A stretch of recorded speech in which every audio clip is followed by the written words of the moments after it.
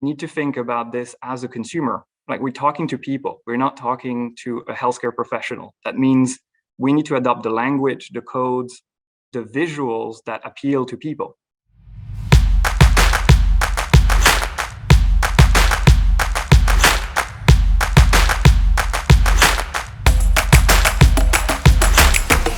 Do you guys, from a digital perspective, have any tricks up your sleeve or any advice to give in terms of how to increase that enrollment rate?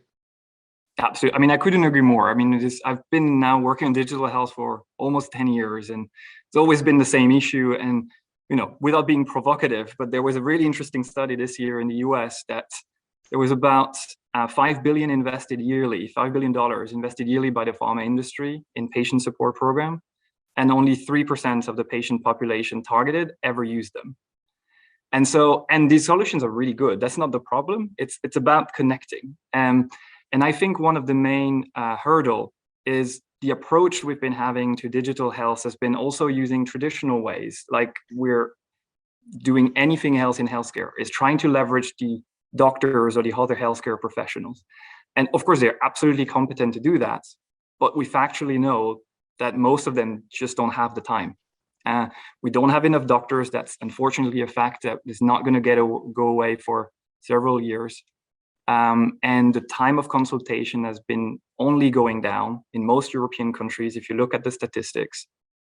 And we cannot just expect them then to do another thing and take 3 additional minutes to talk to someone about the use of an app, how to download it. It's just not possible to think that way.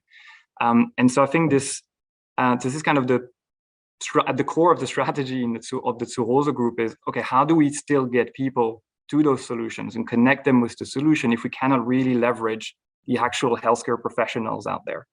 And I think the first thing we're trying to do, and we're testing, and we've been testing in Germany this year, let's go where people are, engage them where they are. They're not in your pharmaceutical company website. They're not on a patient association website most of the time. They are on Facebook, they are in Instagram, they are on Google, and that's where we need to engage them. And so if you look at what we've been doing with our a great partner, Novo Nordisk, with whom we've been working now for the past 12 months on obesity, we have done a large awareness campaign in Germany, and it's entirely on social media, or close to being entirely on social media, because that's where people are and that's where they can be grabbed.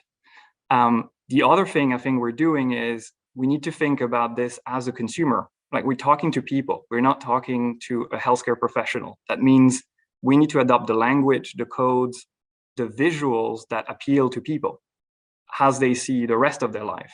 So it's the same thing we did again on obesity. We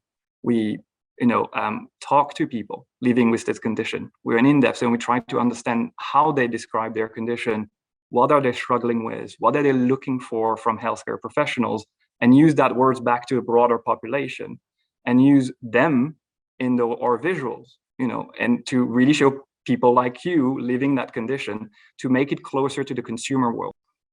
The additional trick, though, is we need a brand. Right?